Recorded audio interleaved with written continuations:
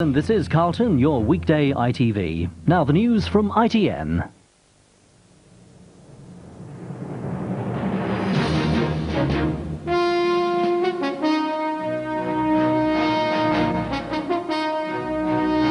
From ITN, News at 10 with Trevor McDonald.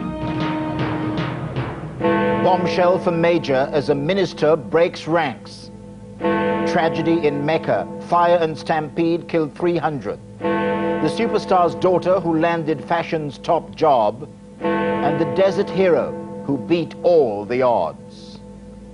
Good evening. A junior minister appeared tonight to break the Prime Minister's guidelines on speaking out against a single European currency.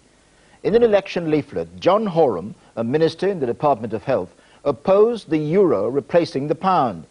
Mr. Major's always said a minister can't voice such views and stay in the government. The issue of Europe and Britain's ability to show leadership dominated today's campaigning after European fisheries ministers voted through cuts in fishing quotas against Britain's wishes. Here's our political editor, Michael Brunson. Tonight, the move that Central Office has feared most, a minister in open defiance of the line on the single currency. The Health Minister, John Horam, has made it clear that he will not back British entry into it. And this now means Mr. Major must face the decision as to whether or not to sack him. This on top of other European worries today. Straight into the middle of the British election campaign comes a decision made in the heart of Europe, in Luxembourg, where Britain's been outvoted on a decision to cut the fishing catch by a third. John Major immediately linked that to the question of quota hopping, under which other EU fishermen, mainly the Spanish, are able to buy up British boats and quotas and use them for themselves. Having declared in Cornwall yesterday that he'd block the forthcoming Amsterdam summit unless quota hopping sorted out, Mr. Major has now said that it also ignored today's Luxembourg vote. I have not a shred of intention of cutting the British catch until or unless we get a satisfactory agreement on quota hopping. But Tony Blair said it was another example of the government talking tough and getting nothing done. And the Labour government would get a better deal for the British fishing industry. Mind you, Mickey Mouse would get a better deal than this lot. Britain hadn't even raised quota hopping today, Mr. Blair said, and the Liberal Democrats and the Scottish Nationalists, with their eyes on seats with fishermen's votes in them, agreed. As we saw in the BSE crisis, this government huffed and puffed for 2 months to stop everything from happening in Europe, and they caved in. My message to Major is get your finger out, do something useful for this industry. We want action this day, not action after the election. All of this comes as the splits in the Tory party over the single currency continue to widen. Party Vice Chairman Dame Angela Rumbold was the latest to declare her opposition to it, provoking a response from the militantly pro-European Edwina Currie. It does get a bit bewildering when a large number of our candidates appear to be taking an entirely different view, a different policy on something as important as Europe from the leadership in the cabinet. At Central Office just a few moments ago, they said they were still checking the news about Mr. Horam. Their first impression was that he'd stayed within acceptable limits.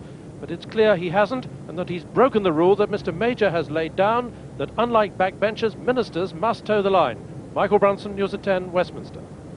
And Michael Brunson joins me now from Westminster. Mike, a developing story there tonight. How devastating a blow is that leaflet from Mr. Horam to Mr. Major? Well, what we've seen, Trevor, over the past 2 or 3 days is it's getting ever closer to the line that Mr. Major set. Today we had Dame Angela Rumbold, a vice chairman of the party, but she is still a backbencher, and therefore Mr. Major said he would not sack her. We had Mrs. Browning staying just the right side when she was talking about currency transfers and so on, staying just the right side but making clear her scepticism. But now we've got someone who has stepped over the mark, a junior minister who is making it clear that he will not accept the idea ever of going into the single currency. And Mr. Major, it seems to me, has little option but to sack him. Mr. Horam, I must say, is a pretty interesting character. He was once a Labour minister. He then moved from Labour to the SDP, and he then moved from SDP to the Tories. And now he has gone, as it were, to the right of the spectrum of views in the Tory party, to the point where he is now a declared Eurosceptic, and hence we have the situation tonight. But it's not a very easy thing to sack a minister, junior minister, in the middle of an election campaign. Absolutely. And of course, the other opposition parties, Labour and the Liberal Democrats, were both saying today that they think that the Tory party is breaking apart. Paddy Ashdown said in terms, what you're seeing is the breakup of the Tory party. Now, that may be a bit over the top, but what it does mean that these deep divisions within the Tory party, which we've always known of there, have burst out into the open at the worst possible moment for the Prime Minister as he tries to give the impression of a unified party. Michael, thank you very much indeed. And we'll return to that story should there be more news a little later. Meanwhile, Mr. Major returned to London tonight after his day in the West Country to take part in a question and answer session with voters. Tom Bradby is with the Major campaign. Before the news on Mr. Horam broke, Mr. Major was touring the West Country, enjoying perhaps the most supportive crowd of the campaign so far. You've got them on the run. I know I have. You've got them on the run. There's no question about it. We must keep them there. Mr. Major gave a briefing this morning, and I asked him whether there wasn't quite a strong note of personal dislike creeping into his comments on Tony Blair. He denied that, said it wasn't personal, but insisted he had the right to question the credibility and particularly consistency of a man who could be the next Prime Minister. Tonight he was back in London for a question and answer session, apparently in Eurosceptic mood. He was asked when he was going to show some positive leadership on Europe. I look at Europe and I see for all the period since 1950 a steadily rising trend of unemployment, right the way across Europe. It's gone up steadily, year in, year out, boom, bust, whatever it may be, from 1950. And why? Because Europe is making itself uncompetitive.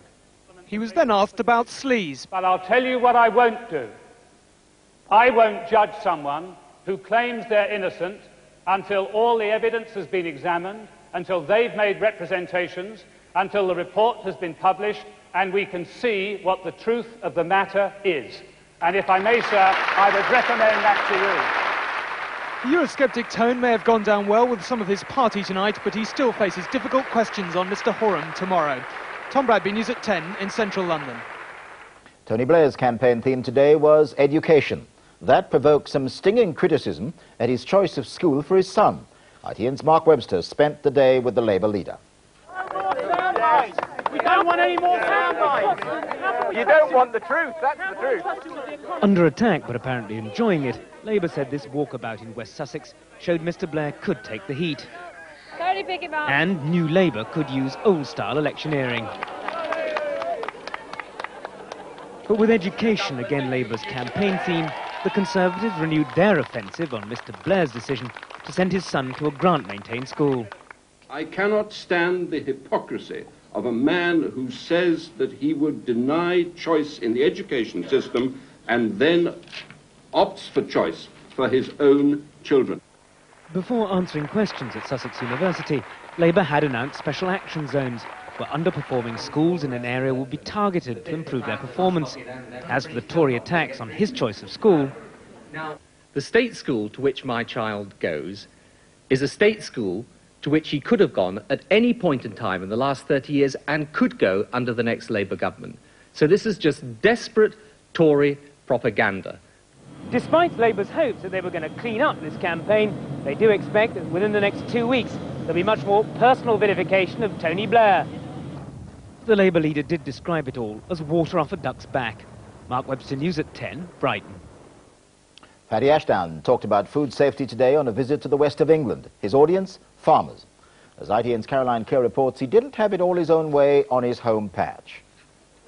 At a Devon cattle market, Paddy Ashdown unexpectedly bumped into a group of South London children. They were on an outing to the countryside and wanted to see the cows. He was on a charm offensive and wanted to win the rural vote. His main target were an audience of farmers. Independent Food Commission, anybody got any ideas here? Want to bring anything up on that? Do you think it's a good idea, bad idea? Mr. Ashdown wants an independent food commission to be set up to protect consumers and to restore public confidence after the BSE crisis. The farmers weren't convinced it would help them,